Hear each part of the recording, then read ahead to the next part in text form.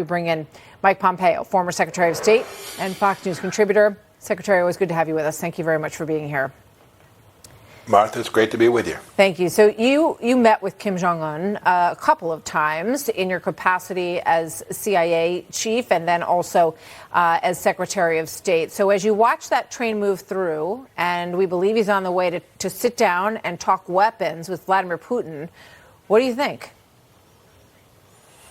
Martha, a couple of things. First, I'm familiar with that train. It's how he traveled when we had our series of summits, Singapore and Hanoi, and then ultimately at the DMZ as well. And so this is something that's pretty familiar. But sadly, where he's going today is to provide munitions and weapon systems to someone who's committing aggression in Ukraine, inside of Europe. Our conversations with him were very different. We were attempting to convince him to give up his nuclear weapon system. Today, this administration has failed to stop him from doing something basic like providing artillery shells to the Russians who are stuck and have a supply chain that is compromised. And now North Korea appears to be riding to the rescue. And then one other thought. You shouldn't forget, I think you said the train is now traveling through China. Make no mistake about it. The Chinese Communist Party is at the center of this as well. Much as our conversations with Chairman Kim were always dependent on what Xi Jinping would allow him to say to me or to President Trump, Xi Jinping is approving of this travel for Chairman Kim, this trip as well.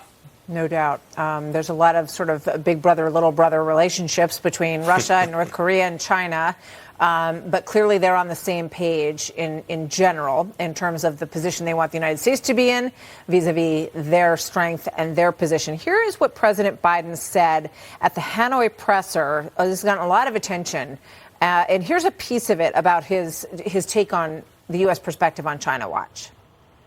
Really what this trip was about, it was less about containing China. I don't want to contain China. I just want to make sure we have a relationship with China that is on the up and up, squared away. Everybody knows what it's all about. What do you say to that, sir? Martha, that's just hopelessly naive and something out of decades gone by.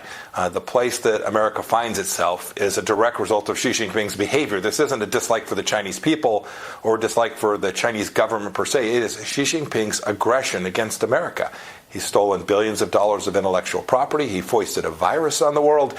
To say that you just trying to figure out how to get along, Xi Jinping views that as weakness or incompetence or perhaps both. And that's dangerous. They're running huge spy operations inside of our country. They have huge influence on our university systems all across America.